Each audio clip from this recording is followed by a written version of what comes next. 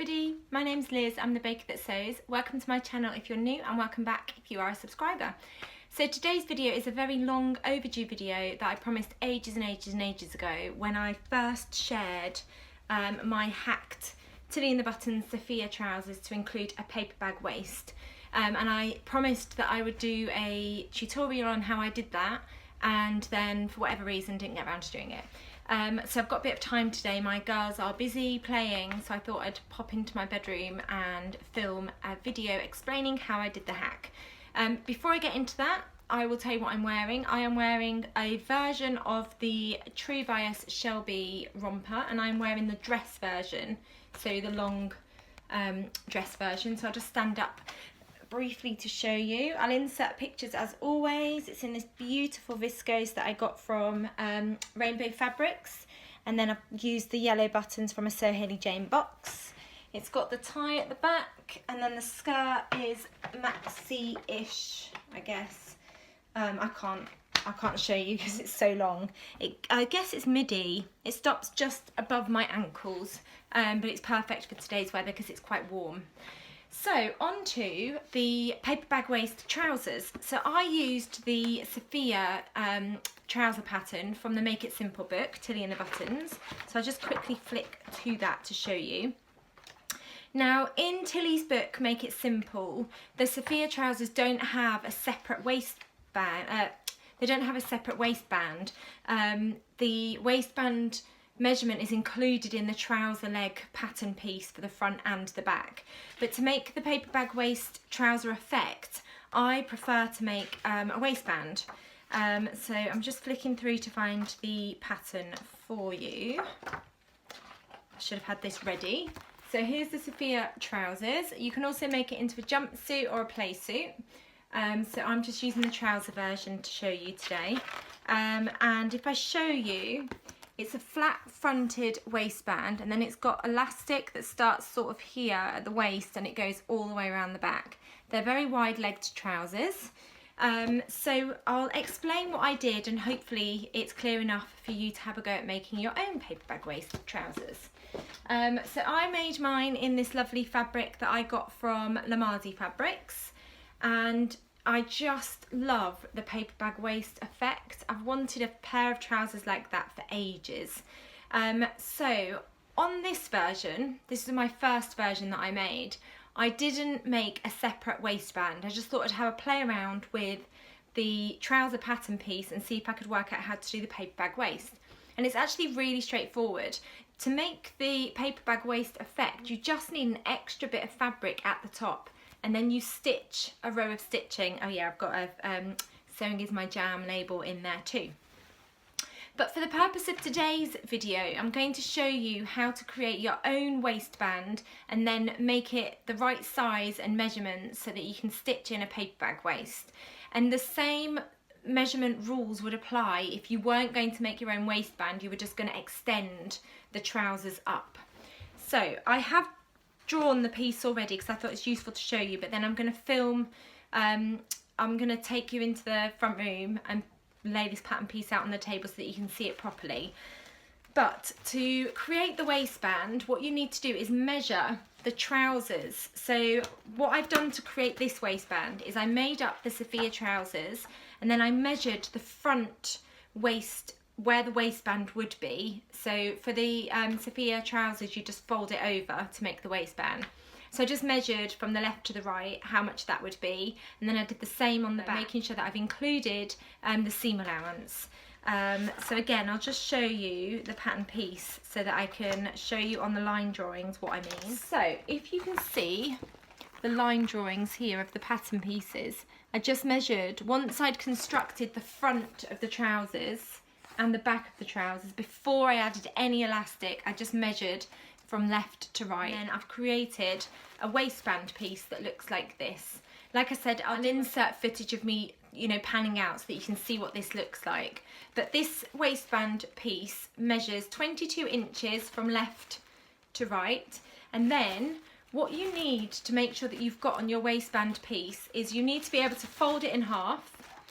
So I've got a fold line going across here because you need to be able to fold that waistband in half. And then on each half of your waistband you need a stitch line. So I've got a stitch line here, and then on the other side I've got a stitch line. And this stitch line is going to help, is what is going to create your paper bag waist. So I'm just going to take you now and film that, and then I'll come back and explain how you attach your waistband to make the paper bag waist effect. Okay, so this is the pattern piece. So as you can see from what I was saying with the measurements, you need 22 inches across here. Now I made a size 2, which I think is a size 8 for the Sophia trousers, but if you are a larger or smaller measurement, then this line is going to be different. And then I've got 7 inches from top to bottom. And then it's really important that you mark these on your waistband piece, because they're really going to help you sew a really neat paper bag waist. So you need a stitch line in the top half, and you need a stitch line in the bottom half. And then across the middle, so exactly halfway down, so this is at 3.5 inches, you need a fold line. So that is what your piece should look like. And then you can just cut it out. And then what you need to make sure you also do when you're preparing your pattern piece is you need to cut 2 of this waistband, and you're going to stitch them together. You should have your waistband piece. Now if you're going to draft a waistband piece for the Sophia trousers, just make sure you take off some of that measurement that's at the top of the trousers, otherwise they'll end up ridiculously high-waisted and you won't want that kind of look. So just make sure that the measurement that you are using for your waistband you take off. So take off half of that. You probably have to take about 2 or 3 inches off the top of your trouser leg, front and back, for the Sophia trousers, just because the measurement for the waistband is already included in that pattern piece. So you should have your waistband. Sew up your trousers or skirt until you get to the part where you add the waistband. Okay, so you end up with a pattern piece that looks like this. And like I said when I was zooming in, you need to make sure you cut 2 of this out of the fabric. So I'm just using some old curtain fabric at the moment just to show you on this tutorial. So I've got my 2 pieces, and then I've only marked on one of them, but you will need to make sure that you transfer all of the markings onto fabric. I've just used a felt tip pen. Don't use a felt tip pen. I've just done it so it shows up on this video. But you need to mark the fold line and then the 2 stitch lines, because that's going to help you make sure that you get a really accurate paper bag waistband when you attach it to either your shorts, your trousers, or your skirt, whatever it is that you're making. And again, I've just got a little bit of fabric to act as the top of the trousers, just so that I can show you what you need to do when you attach the waistband. 2 waistbands. The first thing you need to do is attach them down this side seam.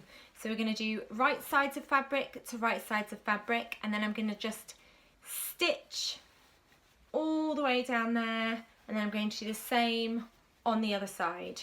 So I'll be back in a second to show you the next. So I have got my waistband. So here's my waistband. I've stitched it right sides to right sides, ready to go. And then what I've also done, one of the long edges with my overlocker, because we're going to press that up so it's nice and neat.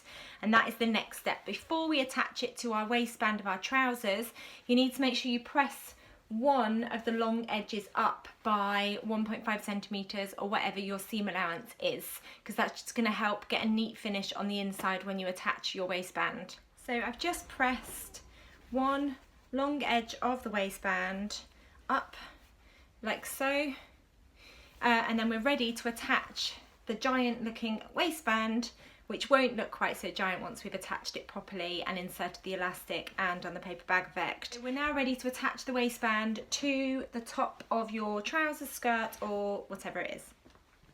So we're going to do right sides of the waistband, so the wrong side should be facing you, and then the right side of your, I mean this is just a strip of fabric for me, but we're going to pretend that it's trousers.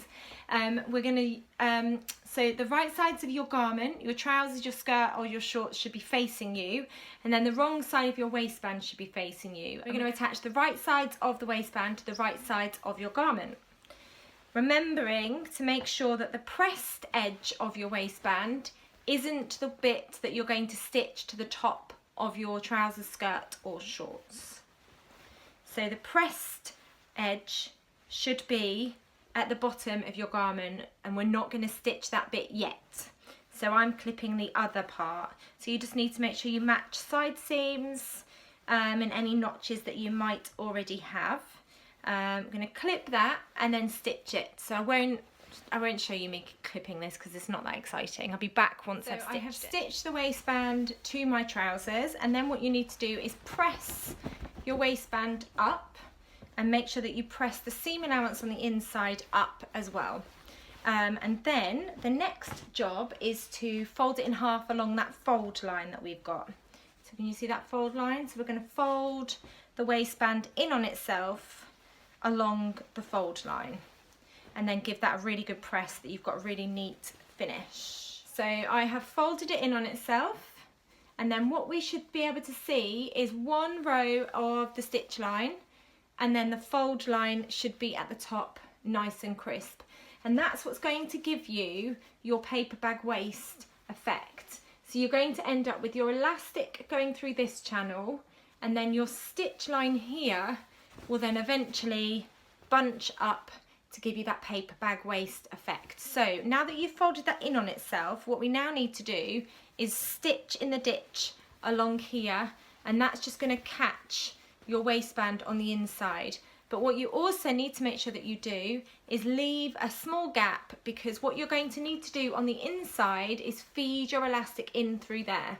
So you need to stitch in the ditch all the way along, making sure that it's nice and neat on the inside. So you need to make sure you press it lots and lots, and then you need to make sure that you leave a gap so that you can feed your elastic in. And then before you feed your elastic in, what you also need to make sure you do is stitch along that top stitch line, which is why it's really important that you mark that. And the reason I suggest doing it now is because it's very fiddly to do once you've put the elastic in. So 2 steps that you need to go and do now. Stitch in the ditch to catch this part of your waistband on the inside, and then you want to stitch along this stitch line that you should have already marked onto your waistband. So we're going to go and do that, and then I'll bring it back to show you what it should look like. So I'm back and I've done those 2 steps. I've stitched in the ditch along here, and then I've stitched along that stitch line all the way around the waistband. And when I've stitched in the ditch here, I've made sure that I've left a gap. I just need to find the gap. Yep, so I've left a gap here because that's what you're going to put the elastic in through. Now, the next step is, with the Sophia trousers, you only have elastic in the back part of the trousers, but for the paper waist bag effect, I have put the elastic in the entire waistband. So what you need to do for that is take some elastic, I think this is about 1 inch wide, and then measure it around where you want the trousers to fit on your tummy, and just check what feels the most comfortable. And that's what I've done here. So I'm just checking what feels comfortable. Make sure that you include enough elastic to be able to overlap it and it still feels comfortable. And then you need to thread that in through the gap in the waistband that you've left. And then this is where the magic happens, because the elastic helps to create that bunching effect that you need to get the paper bag waist. So I'm just going to find the gap again. And then this is why it's better to do that stitch line here now before you put the elastic in, because once you put the elastic in, it gets quite tricky to stretch. Because I've used some old curtain fabric, it's quite thick, so the bunching effect is going to be quite substantial on these trousers. But if you use something like a viscose, which is softer, still get the paper bag effect, but it won't be quite as dramatic or as stiff, I guess, as what you'll see when I feed my elastic through. So I'm not going to film me feeding the elastic through completely, because that's not very exciting. So I'll be back once I've fed the elastic. I have thread the elastic in, and then I've finished the gap within the waistband, and there you go, paper bag waist effect trousers. I mean, mine aren't trousers. It's like a tiny little mini skirt. This was just for demonstration purposes. So I hope that that made sense. I really love the paper bag effect. And like I said, you can add it to anything like shorts, trousers, skirts, and the same method would apply. You just need to construct your waistband, which I've got here in the pattern piece. And again, the measurements will be different dependent on the garment that you're making. So just measure the front waistband and the back waistband, and then use those measurements to create your own. The most important part of it is that you double the width of the waistband, because then you're going to fold that in on itself. And then you obviously need this chunk so that you can have that bunched up above your elastic, and then you need this section to feed your elastic into it. So just to reiterate the size that I cut, it was 22 inches along the top and 7 inches down here. So 3.5 inches for this section and 3.5 inches for this section. You need to have the fold line across the middle and then a stitch line at the top and the stitch line at the bottom. And make sure that you mark that onto both pieces of your waistband. Construct your waistband how you would normally, or follow the instructions that I've shown you. Insert, do your stitch line above where your elastic goes, insert your elastic, and voila, paper bag waist. If you enjoyed this video or found it useful, please give it a thumbs up. If you haven't subscribed already, it'd be really great if you could.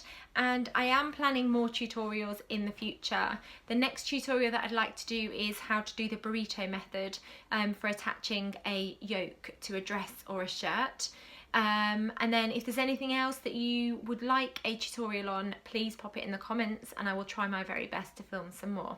Hope whatever you're up to, you are having a lovely time, and I'll be back soon with another video. Take care, bye.